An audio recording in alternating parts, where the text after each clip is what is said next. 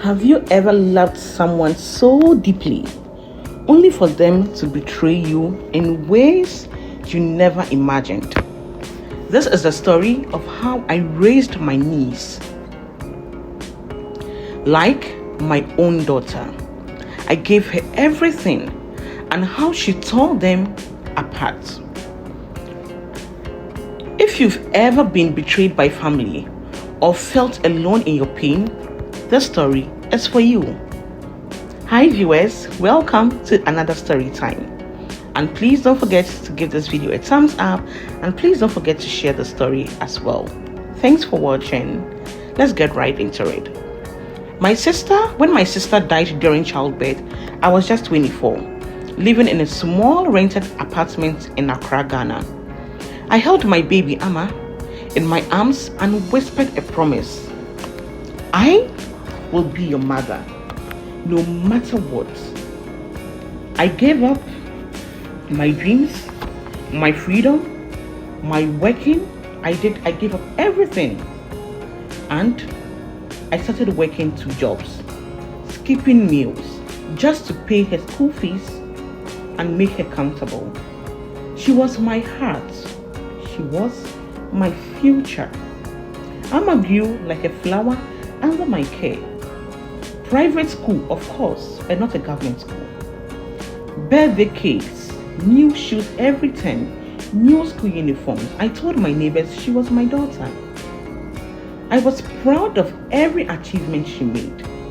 But little did I know, behind the smiles were cracks that were forming. At 15, Amma stopped calling me mommy. She sneaked out late, spent hours on her phone in locked rooms. One day, I found a receipt of 3,000 Ghana cedis on a boutique dress I never bought her. And when I confronted her, she said, I have friends who helped me. I wanted to believe her. At 17, she came home with a flashy boyfriend from a wealthy family. I never knew about this guy. She never spoke to me about this relationship. I just randomly walked up to them at home. She started wearing expensive jewelry, always changing her phones, using the latest phones I never dreamt of owning. And designer clothes, oh yes, they were her common clothes she would almost wear every day. Soon, my bank account started shrinking. 500 cedis gone, 1,200 cedis there. It just started shrinking. I blamed fraud, and I blamed the bank, until I saw transfers to her boyfriend's number. And of course, because she was my daughter, she had access to my phone, had access to my mobile bank accounts, had access to everything I owned, just like I would do for my biological daughter. I asked her straight, did you take any money from me, Amma? She said coldly, I did what I had to do. You gave me poverty. You gave me brokenness. I was confused. That night, I cried. And I said to Amma, I gave you everything. And then she shrugged. That was your choice and not mine. I was never comfortable with what you were giving me, and so I had to find my own means. I was left in pain because I couldn't believe that the Amma I have been training and taking care of from childhood could do this to me. One day, Amma disappeared. There was no warning, nothing. My rent was unpaid. My clothes were gone, and 15,000 Ghana cedis was missing from the home. She took everything. She took my money. She took my hope. And she took my future. I cried like a baby. Not for the money, but for the betrayal. I kept asking myself, did I love too much? Did I feel her? Did I do anything wrong to her? I sat on the floor that night and I questioned God. God, why would you leave me in such despair? Why? I took Amma in as my own daughter. I started selling clay willy and fried fish at the market to make ends meet. The neighbors mocked me. People pointed fingers at me and teased me. I smiled back and I said, God is not done with me. A viral TikTok later, and I was catering weddings. I was catering for big events in the community. Guess what? I founded my own organization and then I named it the Other Mothers Network to support betrayed women like myself. But Amma's betrayal wasn't over. One evening, I caught Amma and my husband Kwame in my bedroom. For Christ's sake. They were laughing, they were touching, they were sharing secrets. In my own bedroom. I wanted to confront them, but I feared I would lose everything, including Kwame. I turned to my church women's fellowship for support. But guess what? Amma was there too. She was whispering lies about me. She said cold and hurtful things about me to these people. My church women's fellowship was my all. They were my go-to. In times of difficulties, they were the people I ran to, and I was the head of this fellowship. With time, everyone in the fellowship shunned me. Women stopped inviting me for events.